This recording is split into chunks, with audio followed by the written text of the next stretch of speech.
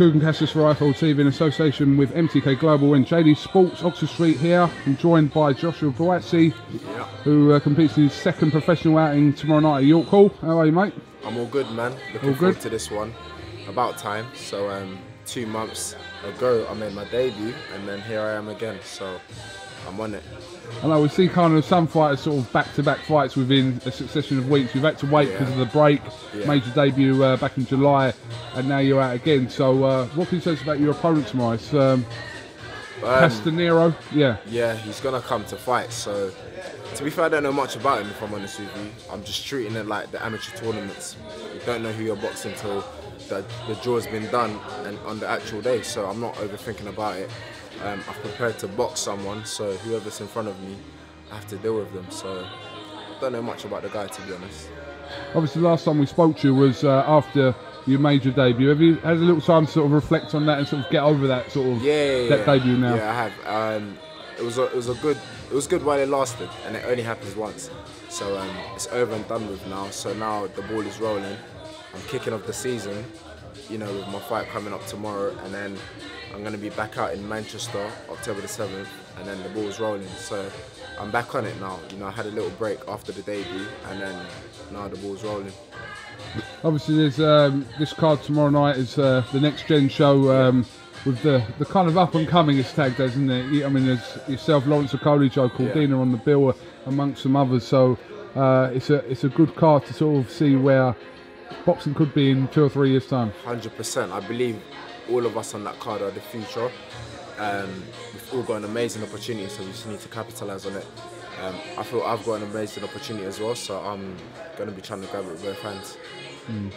I mean, what sort of feedback did you get from your debut? You know, what's been the conversation sort of since then, up until now, with people, you know, in your team, with Eddie and? So like, people are like, okay, yeah, BUATSI's good, he's this, he's that. And then some people are saying, do you know what? I want to see more of him before I make my judgment. And I'm like, that's the right answer. Wait to see more of me, make your judgment. But ultimately, everyone's got an opinion. And everyone's got the way they think or what they think. But you step in the ring, and then that's when it's different. That's when it's man to man. And I'm still asked the most regular question, when are you going to box yard? That's still popping up all the time. So everything's, you know, too many things are happening, but I'm happy with it. You know, it is what it is. Ultimately, we're always judged on how we perform in the ring, so I'm easy, man. No, listen, and even you want to ask me that question about listen, those things, you can get gassed after one fight, but you know, in realistic terms, when you talk to someone like Anthony Joshua, even now, he's still critical and say he's learning now, but he's unified heavyweight world champion. Exactly. So look where he is, and he's still saying that he's still learning and progressing and going on. Still learning and progressing. For me personally, I feel I'm very far away from where I want to get to. I have so much things to learn. Very raw, pure hard work, you know. And like I said, it's the hard work and the grit and the will that's going to get me there. You know, I have so many things to learn, and I believe I'll learn them. But if you look at me now, Joshua BUATSI now, there's so many things that I've got to learn. But when there's a man in front of me and there's someone there and we have to fight to win, I'll get it done. But there's too many things to learn. But I'm on it. I promise people, like, I'm working hard daily to learn these skills so that I can get to the top.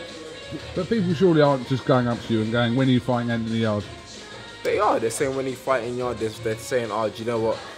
You should be British champion, you should be this, you should be that. People are saying you're going to be world champion in this amount of time, that amount of time. And I'm saying, listen, everyone's got a different path. Everything's about timing.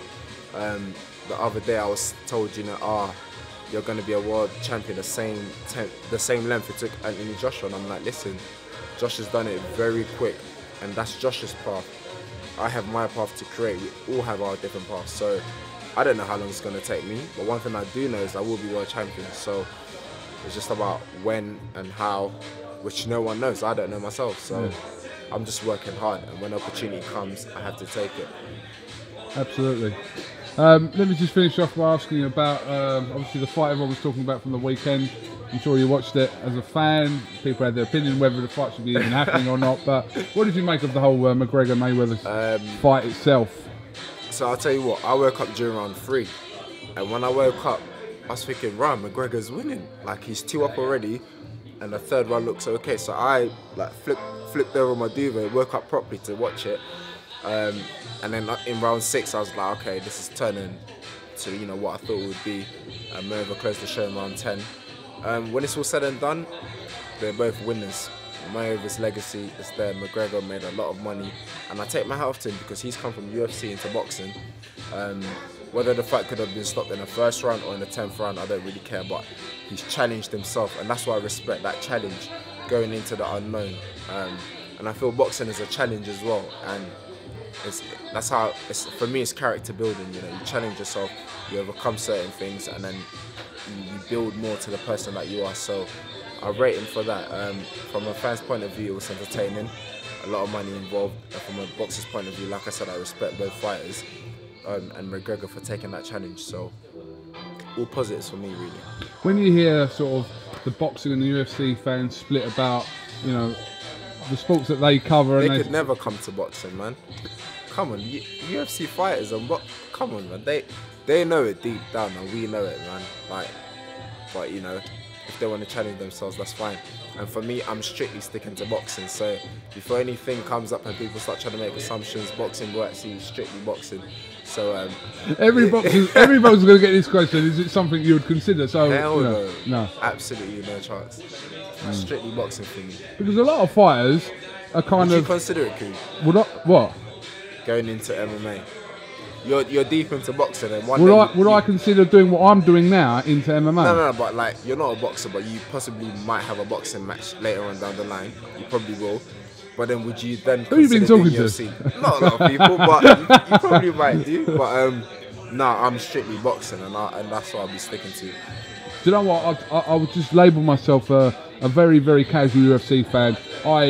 If Conor McGregor's fighting, I'll watch it. Yeah. If one of the top names in UFC are fighting, absolutely, yeah. I'll have it on. But it's not something I religiously follow.